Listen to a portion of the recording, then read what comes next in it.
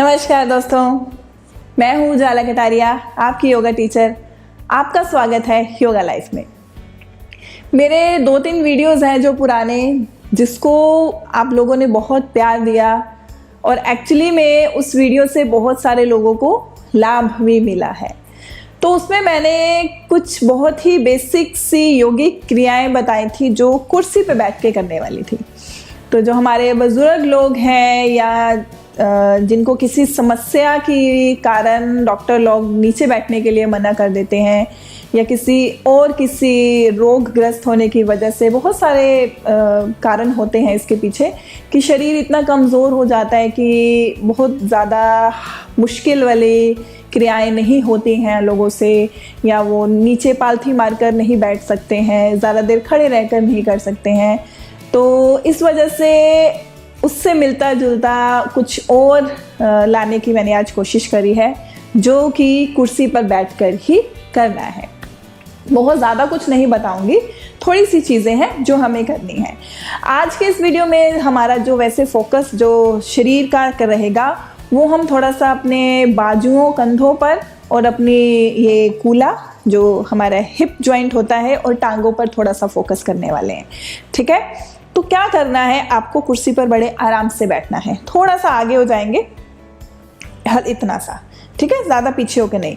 कमर सीधी रहनी चाहिए, गर्दन सीधी रहनी चाहिए। अब क्या करना है, अब हमें थोड़ा सा पंच करना है, ठीक है, मारने वाला मूवमेंट करना है।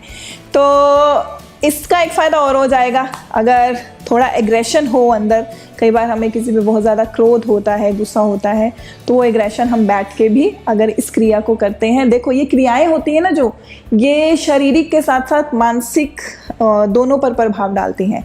तो कुछ क्रियाएं ऐसी होती हैं जैसे कि हम एक लाइन पोज करते हैं, जिसमें बहुत शेर की तरह दहाड़ा जाता है, तो बोलते हैं उसको करने से भी जो क्रोध होता है, जो एक अंदर एग्रेशन रहता है, वो कम होने में बहुत मदद मिलती है। तो क्रियाओं का प्रभाव शरीर के साथ साथ मन और दिमाग पर पूरा पड़ता है। तो ये जो हम क्रिया आज करने वाले हैं, ये हमारे शरीर के साथ साथ हमारे मानसिक तनाव को भी कम करेगी, क्योंकि इसमें हम अगर किसी वजह से क्रोधित हैं, किसी वजह से थोड़ा अंदर चल रहा है कुछ भी, गुस्सा क्रिया बहुत ज़्यादा अपना बोलते हैं कि हाँ अपना गुस्सा अब निकालना है किसी चीज़ पे, तो अकेले बैठ के इस क्रिया को करो, आपको दोनों तरह का लाभ मिल जाएगा। तो क्या करना है, इस तरह से आपको मुट्ठी बनानी है, अंगूठा अंदर करते हुए इस तरह से, ठीक है, मुट्ठी बनाई। अब तो एक होता है ये ऐसे बैठे बैठे सामने की तरफ बाजू को करना है, ये नहीं करना है। बाजू को थोड़ा पीछे से, ध्यान से देखो। अब देखो ये मूवमेंट देखो, जो मेरा एल्बो है वो मेरे कंधे के सामने आ रहा है ना, और जो मुट्ठी है बिल्कुल एल्बो के सामने। तो ये वाला बेंड करते हुए एल्बो को, हाथ थोड़ा पीछे से आएगा और फिर आगे की तरफ, दूसरा हाथ आगे की तरफ। तो हमें पीछे से लेके आना है, 1 2 1 2 1 2 1 2 1 2 1 2 1 2 1 2 1 2 1 2, इस तरह से, है ना। अब ऐसे क्यों, अगर हम ऐसे बैठे बैठे करेंगे ना, तो इसमें कंधे का काम कम हो रहा है, कोहनी का काम तो हो रहा है पर कंधे का कम हो रहा है। पर जब हम यहाँ से आएंगे तो कंधे का भी पूरा काम हो रहा है, कंधे के साथ साथ ये बैक मसल्स ऊपर वाली, चेस्ट मसल्स पूरा साइड वाली, तो हर चीज़ काम कर रही है। तो ये तो एक तरह से हम अपना एग्रेशन भी निकाल रहे हैं और हम अपनी एक्सरसाइज भी कर रहे हैं। 2 लाभ मिल गए इसके। तो ये कम से कम आपको 1 मिनट लगातार करना है, 1 से ज़्यादा भी कर सकते हैं, 1.5 से 2 मिनट तक आप आराम से जाइए, बहुत तेज तेज नहीं करना, एक सामान्य गति के साथ। ये हुआ पहला। दूसरा भी बहुत सिंपल सा है, रस्सी खींचना। अब रस्सी कहाँ से खींचनी है, ऊपर की तरफ से, ठीक है। मान लीजिए रस्सी लटक रही है, जिसके 2 हिस्से हैं, एक इधर लटक रहा है, एक इधर लटक रहा है, 2 हैं, बीच में सर्कल रिंग डला हुआ है, उसमें से रस्सी लटक रही है। तो आपको दोनों हिस्सों को बारी बारी यूं करके खींचना है। तो एक तो ये बैठ के सिंपल हो गया कि हाँ खींच दी और छोड़ दी, नहीं, हमें शरीर की ताकत लगानी है कि रस्सी बहुत भारी है, किसी वजह से अटकी हुई है, या मान लो कि लोहे की कोई वो है, जंजीर है जो जंग की वजह से बहुत आपका एफर्ट लग रहे हैं, आपका जोर लग रहा है उसको खींचने के लिए, तो वो ताकत शरीर से लगानी है। तो अगर और हल्का सा आगे होना है तो आगे होकर बैठें, ठीक है। एक, अब रस्सी जब पकड़ते हैं तो उंगलियों का मूवमेंट ये होता है, तो जब हम ये करेंगे तो हाथों की एक्सरसाइज भी साथ में हो रही है, ये जोड़ आपके साथ में हिल रहे हैं, और फिर से बाजू की ताकत लग रही है, बाजू के साथ साथ शरीर की ताकत भी लगानी है। आपको ऐसा गर्मी आनी चाहिए शरीर के अंदर कि हाँ, जब हम किसी काम को ताकत से करते हैं, जान लगा कर करते हैं, कोई भारी काम करते हैं तो पसीना आता है, शरीर में गर्माहट आती है, तो वो होना चाहिए।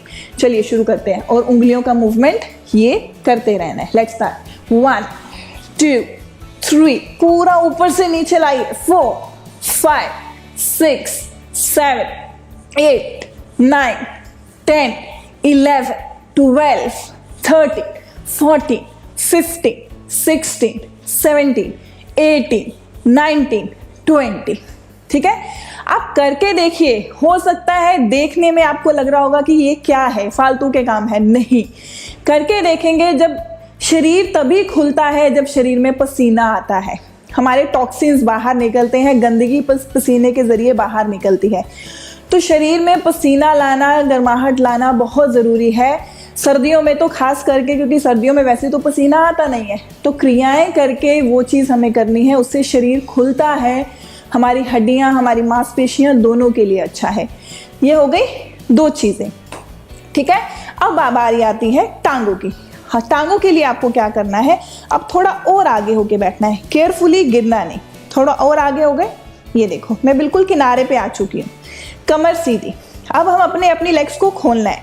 ये देखो, टांगे खुल रही है, मेरे पैरों की तरफ ध्यान दीजिए। मेरे पैर अब सीधे नहीं है, पैरों को मैंने थोड़ा टेढ़ा कर दिया है। जो राइट पैर है वो राइट वॉल की तरफ, लेफ्ट वॉल की तरफ, और घुटने भी पूरी तरह से। आप इनको कितना खोल सकते हैं इस पे ध्यान दो, कितना, ज़्यादा से ज़्यादा।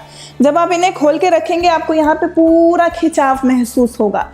तो अभी आपका यह कूला है, जो ये हिप जॉइंट है, जब हम थोड़ी देर इस पोस्चर में बैठेंगे ना, तो ब्लड का सर्कुलेशन बहुत अच्छा होता है। जब किसी पर्टिकुलर जोड़ को या मसल को हम स्ट्रेच करते हैं तो ब्लड का फ्लो, जो ब्लड का, रक्त का संचार है, वो बहुत अच्छा होता है। तो कूले से संबंधित समस्या, थाइस, ये सब जो यहाँ का फैट है, मोटापा है, उसके लिए भी बहुत अच्छा है। थोड़ी देर के लिए ऐसे बैठे, कमर सीधी करके। ठीक, ऐसे बैठना थोड़ा मुश्किल लग रहा है, हम इसमें एक चीज़ और ऐड कर सकते हैं, हल्का हल्का साइड बेंड। एक हाथ यहाँ है, दूसरे हाथ को यहाँ लेके आइए, हल्का सा झुकिए, बाजू को ऐसे नहीं रखिएगा, थोड़ा सीधा करने की कोशिश कीजिए। 1, फिर दूसरा हाथ यहाँ रखा, दूसरी तरफ जाइए। 2, इस तरह से चेंज करते जाइए। 3, चेंज। 4, शाबाश, ऐसे करना है। 5, साथ साथ कीजिए मेरे। 6, 7, 8, 9, 10, और वापिस। मैंने 10 बार किया। आप इसको इस तरह से कम 1.5 से 2 मिनट के लिए रखेंगे, और साथ साथ इसको धीरे धीरे करते रहेंगे। ठीक, इतना हुआ। अब धीरे से इसको ज़रा वापस लेके आए। अब हल्का सा पीछे हो जाएं, अपने राइट घुटने को उठाएं, अपनी तरफ कितना ला सकते हैं लेके आएं। 5 सेकंड रुकें। 1 2 3 4 5, धीरे से छोड़ दें। फिर दूसरा घुटना उठाएं। 1 2 3 4 5, फिर वापस, फिर दोबारा चेंज करें। 1, कमर सीधी रखनी है। 2 3 4 5, फिर वापस दूसरी तरफ। 1 2 3 4 5। ठीक है, मैंने 2 बार किया, आप 5 बार तक कर सकते हैं। इतना हुआ। अब लास्ट हमारा क्या है, फिर से थोड़ा आगे हो गए। अब पैरों को एक साथ रखना है, घुटनों को एक साथ रखना है, कमर सीधी। श्वास भरते हुए हाथों से घुटनों को धक्का देंगे।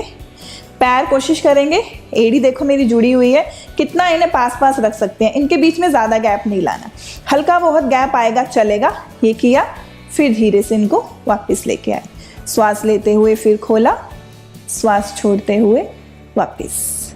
3 वापस, 4 वापस, 5 श्वास लेते हुए जाना है, श्वास छोड़ते हुए वापस आना है, 6 वापस, 7 वापस, 8 वापस, 9 वापस और 10। थोड़ी देर रुकते हैं, फिर यहाँ पैरों को कोशिश करेंगे, तितली आसन होता है ना, ऐसे पैरों को जोड़ के, नीज को खोल के, कमर सीधी, झुक के नहीं बैठना है, सीधा बैठना है। 1 2 3 4 5। फिर वापस एक बार फिर से घुटनों को 5 बार इस तरह से, 1 2 3 4 5। फिर दूसरा 1 2 3 4 5, ये 5 बार।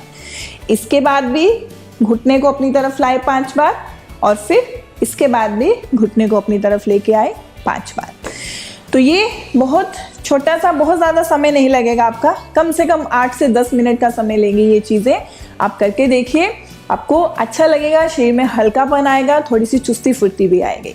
तो अगर वीडियो अच्छी लगी है तो लाइक करें, कमेंट करें, अपने व्यूज़, अपने सजेशन मेरे साथ ज़रूर शेयर करें।